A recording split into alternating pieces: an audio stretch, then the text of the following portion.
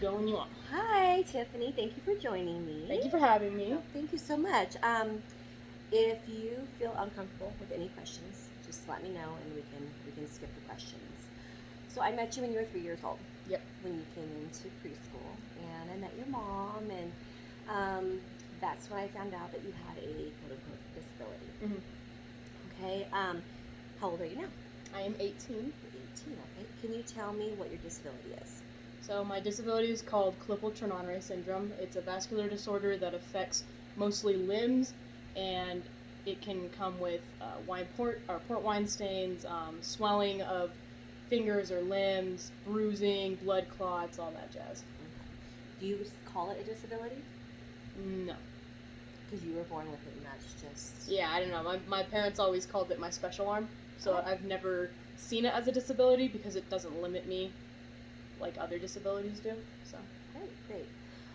Is your disability from birth defect, illness, or an accident? it is a complete no chance, nothing genetic that could have happened. It's simply just happens when you're being formed, I guess. Okay. Is your disability life-threatening? So for some people it is. I have a part of the condition where I am able to kind of successfully navigate through life without having to worry about what it could do to my heart, since it is a vascular disorder, and how it could affect my veins and stuff, but for me it is not. Okay. And where is your disability located? So my disability is located on my hands from the tip of my fingers all the way up to my chest. It's only visible on my hand and my arm, and then the rest is all in my chest. It's like inside, not on the outside, Yeah. so you can't see it. Okay. And you said it was not really life-threatening for you. Mm-hmm. Okay. But I remember when your mom, when I first met her, when you were 3, and she was so worried, I think it's because it was so new to her, that I remember her worrying that it could be life-threatening, that you might lose your arm. Yeah, we were told a lot of things. I know. I think as the years have gone, last 15 years, she's gotten a lot more information. You've got a lot more information. Oh, yeah. And so right now, it's for you, it's not a life-threatening. As of right now, it's totally easy to live with, and I'm doing great. Great. Now, are there any health-related risks, like somebody that may have heart problems and they can't exercise a lot and do a lot of things because they could have a heart attack? So my skin's very sensitive on this side to bruising, and they're not. I don't think they're blood clots. We just grew up calling them blood clots, but they're basically like bruises that stay for months, and they get worse and they get huge and they're all purple and they're horrible. I know that kind of random, but I know that I can't have kids when I get older because I'm super high risk for blood clots during pregnancy and during labor. So I was told that I should highly, not, I shouldn't have kids naturally. Okay. Adoption. Yeah. And then I know that my hormones are completely different from other women who don't have KTS, and I have higher levels of certain things that make my hormones go like this, so I'm like kind of worse than a PMSer. Like I just kind of go a little crazy, I'm not gonna lie. Yeah.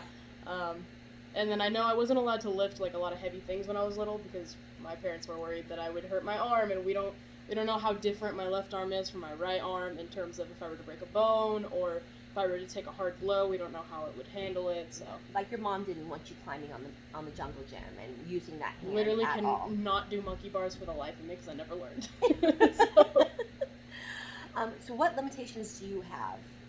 So I have, because I wasn't using my hand my whole life, I have zero grip on my left hand. So if I'm holding something in my right hand and I go to open a doorknob that is a circular doorknob that I get to twist, I cannot open it because I have no grip in my hand. Okay. Like I really can't open it. It's so frustrating sometimes. I try to use my arm more, like with bringing in groceries. I always tend to put like the heavier side on this side because I think I'm trying to build more muscle with it. But like I said, I'm super sensitive to bruising or anything, so even a slight hit is like it's over, it's done. Right. And is it painful? Oh yeah. Okay. Are there some activities that you wanted to do, but you are not able to do? So I wanted pretty much any sport for the most part. So I wanted to do snowboarding, but my mom was worried about, falling on my hands and the injuries from that. I wanted to do volleyball. Volleyball's a very hands-on, right. activity, so couldn't do that. And then I guess just the normal things of, like, climbing stuff as a kid and, like, wanting to use my hands, but certain things I couldn't. Couldn't do push-ups when I was younger. Couldn't do pull-ups. It was really just lifting anything heavy. My parents were like, nope, you're not allowed. Hand. Everything was one hand. Everything was one. This hand is so strong. But I noticed that during high school, you did do an activity. I did. I joined track and field, and I did throwing. I saw that. Not with my left hand, but I was still working out with it. I started kind of realizing that I can work with my left hand, and I can lift heavy things as long as I'm just listening to my hand and my body and what it's telling me. So good. Is there an option to correct this disability that you have? So there's no, like, cure or anything, but I was offered surgery on my hand to make the swelling go down. What they would do is these tiny little microsurgeries, and they would cut the tissue, and then they'd immediately put compression on it, and then they would wait for that to heal, and then they'd do the next finger, because they said if they did, like, back to back to back, I'd lose my fingers. Oh, wow. So they would do these micro incisions, pull out the tissue, and then keep it compressed, and then I would have to wear a fitted compression glove and sleeve on my arm for, like, the rest of my life. Is it something you would consider? No, honestly. Like, the surgery, yeah, but I've tried compression gloves, and I can do really good with them, but the second that I take it off to, like, clean it or something, I forget that it exists, and then I never wear it again. Okay. So I have a really hard time remembering to put that on. So if you had the opportunity to fix it, you probably wouldn't. No, because I don't know what it would help me with much. Like, I know sophomore year in chemistry, we had these big black tables, and I would constantly hit my finger on the edge of it, and it was, like, the worst pain, like, mommy moment, like, horrible. And so I think the only thing it would help with was just decreasing my chances of smacking it on something. Right. So. Right. Let's see. What are some things that you've had to overcome? So definitely just my social life, because it is I wouldn't say it's very obvious, but once people see it, it's hard not to look at. Not being able to do, like, monkey bars or push-ups, being treated differently in PE from all my teachers, worrying that, oh, did she fall? Did she break something? Is this something more serious? I remember those days. Yeah, but mainly just how people view me. I had to really become secure with myself and know that it's not that big of a deal. I was so worried about how it looked to other people, and I would, like, totally cover it up. I used to walk around like this because I'd keep my hands, like, enclosed because I didn't want people to see, and it was horrible. But yeah. Now, what about dating life? Has that affected your dating life at all? So, as of right now, currently dating someone, and I don't think he's noticed yet, because, like I said, a lot of people don't notice, but in the past, talking to people and meeting people, it has definitely come up, but I think it's just such a small, minor, like, thing that people kind of just forget that it exists. Right. So. And so he doesn't even know that you have this He hasn't said a single word to me, and I don't think he would notice. I'm planning on, like, showing him at some point, or maybe I just won't. I don't know. Right. So it's not a conversation starter when you meet somebody. Oh, by the way, no. But I have a lot of people, since I have. Well, yeah, like, you have on. You can see stuff right here. Mm-hmm. I do have a lot of people that would be like, "Hey, what's going on there?" And as I've gotten older, people have been a lot more kinder about it. But when I was younger, it was just, "Why are your fingers so fat? Like, why do you have all these marks on your arm? Like, is it contagious?" That was, I hated that one. That's my next question. How do you feel about adults and children staring at you? Would you rather them leave you alone and walk away, or would you rather them come up to you and address you and try to learn what is going on? So obviously we stare at the ordinary, it just happens. And I've never been offended by someone staring. I do kind of pull back when I see that. I notice some people at work, like, they'll look down and they'll look back up, and I'll immediately, like, want to cover up because I know they're going to keep looking down at it. Right.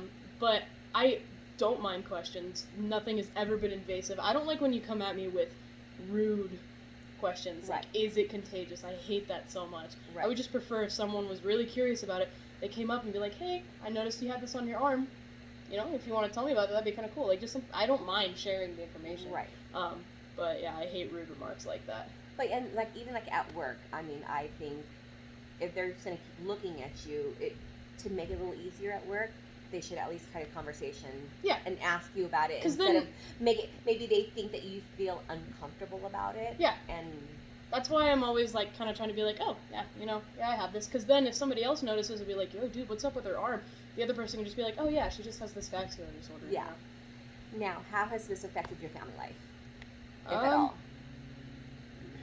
So, in the beginning, when we were trying to figure out what was going on with my hand and whether or not I was going to die at a certain age or if I was going to have to amputate my arm, there was a lot of stress, and I know at one point I had fallen off the couch as like a toddler. I don't know how old I was, maybe 4, and my mom had taken me to the hospital, and she thought I had a spiral fracture, and CPS was called because of the way my hand looked.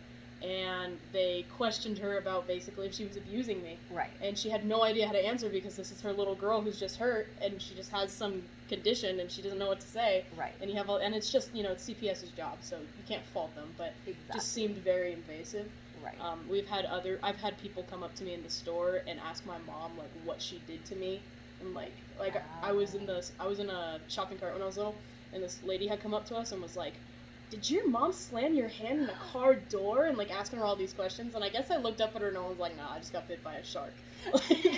So there hasn't been any like shame from the family, but just so many people assume things about my parents, and that kind of upsets me. Well, yeah, that's hurtful. Yeah. So if you could change one thing about you, what hair color, eye color, disability, would you? I would definitely, for comfortability's sake, I would change how puffy it is right here, because this just hurts all the time, and I'm so hypersensitive of this area on my arm, whereas, like, I think about touching this part of my arm, and I have, like, no feeling, because I'm not as aware of the area, but to constantly be worried that I'm going to smack the side of my hand and it's going to bruise, that's probably it. I don't really mind how it looks. I've gotten so secure with myself when it comes to that. It's just, if I smack it on something, I've got a bruise for like 2 months, it hurts, and then it's even more noticeable, and then my mom's like, "Oh, you need to wrap it, you need to be more careful." Right. And it makes you who you are. Yeah.